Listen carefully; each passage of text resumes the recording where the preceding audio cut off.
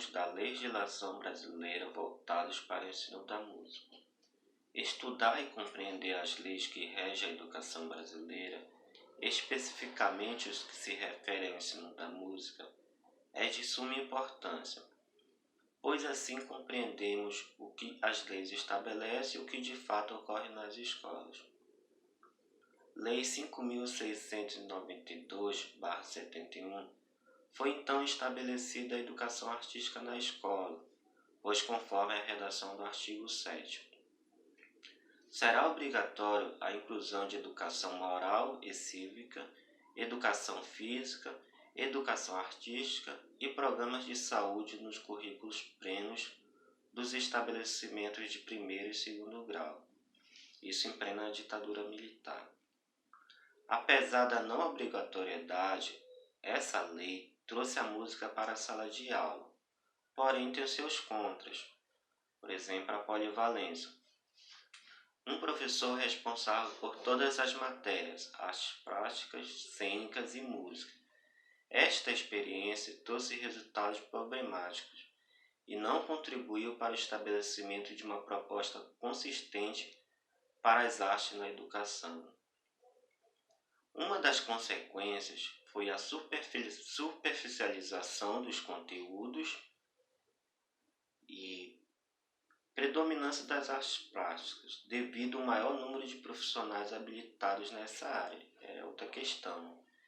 Resolução número 8 do Conselho Federal de Educação, atividade na matéria. O texto deixa transparente a não presença da educação artística no núcleo de matérias comuns. Mais adiante, no parecer 540, deixa esse fato evidente. Não é uma matéria, mas uma área bastante generosa e sem contornos fixos, flutuando ao sabor das tendências e dos interesses. Parece bem estranho. Hein? Esse quadro durou 30 anos, de 1971 a 1996. Um problema é que é histórico. Apesar da revogação desta lei, muito ainda a se discutir quanto aos progressos e limitações das novas leis. Sobre a LDBEM, Lei de número 9394/96. Essa lei foi sancionada em 20 de dezembro de 1996.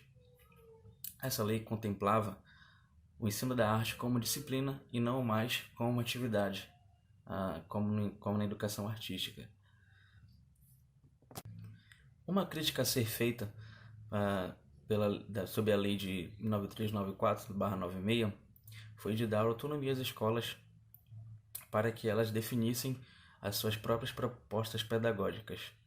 Com isso, se dava na não obrigatoriedade de relacionar o ensino de artes cênicas, artes visuais, música e dança, sendo alguma dessas podendo ser excluídas do conteúdo programático de cada instituição. Quanto à formação dos professores, agora eles devem ser licenciados, né? Uma outra característica marcante da educação brasileira, desde a lei de 71, era a falta de esclarecimento quanto ao que deveria ser feito, quanto ao que deveria ser realizado, com relação a conteúdos, abordagens, a práticas e etc. No intuito de selecionar isso, o MEC elaborou, em 1997, os PCNs, que são os Parâmetros Curriculares Nacionais, deixando claro a não obrigatoriedade das escolas seguirem os parâmetros curriculares, e com isso ainda assim pecam por conta de apenas sugerirem como fazer, porém não esclarece como se deve fazer. Sendo assim, sem professores com formação específica em música, sem carga horária específica, com parâmetros e tudo mais, sem o direcionamento de conteúdos e atividades a serem feitas, torna-se ainda impossível a questão de termos uma educação musical efetiva na educação brasileira. O artigo 86 da LDB, da Lei 9.394 de 96 foi alterado pela Lei 11.769 de 2008. Vou falar um pouco dos artigos desta lei. Ela fala que a música vai ser um conteúdo obrigatório, mas não exclusivo. O segundo artigo foi vetado e o terceiro artigo fala que os sistemas terão 3 anos letivos para se adaptar a essas exigências. E o quarto artigo fala sobre que a lei entra em vigor a partir da data de sua publicação.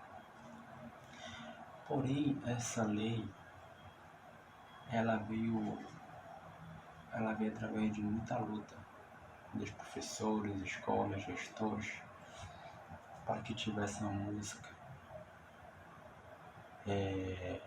obrigatória nas escolas. Porém, o segundo artigo que foi vetado, ele vinha falando sobre que o professor tinha que ser um professor específico, formado e habilitado em música. Porém, a lei não veio muito específica, deixou muito vago. Então trouxe bastante problemáticas, porque nesse período tinha uma grande escassez de professores formados em música. Porém, não sabia que professor era esse que ia ensinar nas escolas. Porque a lei dizia que qualquer licenciado podia dar essa aula. Então, por exemplo, professor fosse licenciado em Química, porém tocava violão, porém não tinha essa formação em música, só tocava violão, tocava bem, porém não tinha formação específica para ensinar música. Então isso deixou uma grande problemática nesta lei, deixou muito vago. Porém, não era disciplina, é um lado bom, porém era conteúdo que deixava algo bem amplo para professores. Mas quem seria esse professor? Seria algo muito arriscado. Sobre a Lei de Diretrizes e Bases 9.394, ela orienta a ênfase da avaliação dos cursos superiores para que eles tenham uma melhor qualidade e também a acreditação das instituições superiores. A acreditação é a concessão ou a manutenção da concessão em âmbito federal para que esses cursos funcionem. Essa lei gerou um novo olhar para a formação de docentes, porque ela modifica o formato dessas instituições, modifica também a modalidade dos cursos e programas e também a elaboração dos currículos para a formação desse público. Ela vai ser orientada também, essa lei, a seguir os parâmetros nacionais, mas ele não tem caráter obrigatório. Ele vai direcionar tanto como é que vai se dar os parâmetros para a educação básica quanto a educação superior. Para avaliação dos sujeitos envolvidos no processo educativo, surgirão então o NAEB, o SAEB, o ENEM e o ENAD. Um dos componentes obrigatórios a partir de 96 para a formação de professores na área musical é o estágio supervisionado. Zabalza 98 explica então quais são os 4 grupos que ele classifica os estágios. O primeiro, ele diz que é o estágio orientado à aplicação real do aprendido nos centros de formação. Esse estágio é realizado no final do curso e tem como propósito unir a prática e a teoria para obter a formação acadêmica, para depois então aplicar tais conhecimentos, condutas, habilidades e atitudes aprendidas. O segundo, ele classifica como estágio orientado a facilitar o emprego. Esse estágio é geralmente desenvolvido dentro das empresas e ele é chamado também de período de teste, com a intenção de colocar o indivíduo no mercado de trabalho. O terceiro é o estágio orientado à complementação da formação inicial recebido na instituição de ensino superior, com a formação especializada no local de trabalho. Essa modalidade é feita em locais reais, como escolas,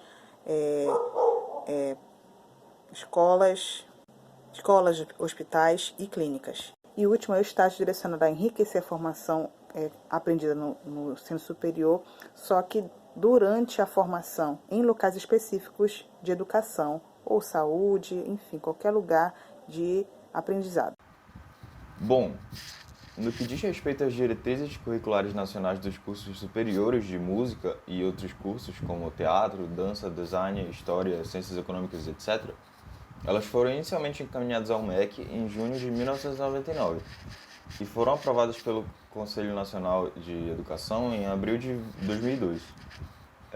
Entretanto, esse encaminhamento foi anulado em 11 de março de 2003 por um parecer do CNE.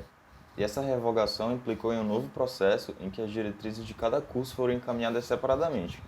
E foi só depois de 5 anos, em 8 de março de 2004, que as diretrizes curriculares nacionais do curso de graduação em música ganharam sua oficialidade.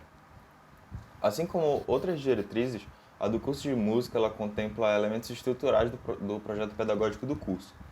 Além do perfil do formando, ela contempla competências e habilidades, componentes e conteúdos curriculares, estágio supervisionado, atividades complementares, o TCC, regime acadêmico, duração do curso e entre outros componentes. Esses componentes curriculares, os componentes que devem assegurar o perfil do profissional, eles são divididos em 3 etapas, conforme o artigo 5º, incisos 1, 2 e 3.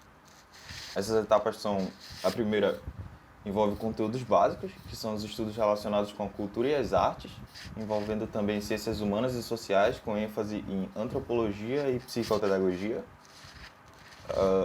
A segunda etapa são os conteúdos específicos, que são estudos que particularizam e dão consistência à área de música, abrangendo os relacionados com o conhecimento instrumental, composicional, estético e de regência.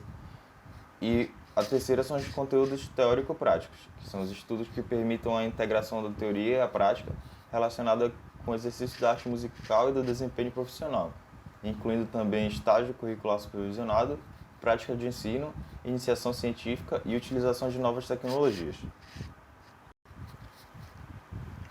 No que se refere ao estágio curricular supervisionado, tanto o regulamento quanto as modalidades de operacionalização deverão ser aprovados pelos colegiados superiores acadêmicos de cada instituição, observando-se obrigatoriedade, critérios, procedimentos e mecanismos de avaliação. O estágio ele pode ser desenvolvido nos laboratórios da própria instituição, quando as atividades corresponderem a diferentes técnicas composicionais, meios acústicos, eletroacústicos e experimentais, atividades interdisciplinares de regência ou outras.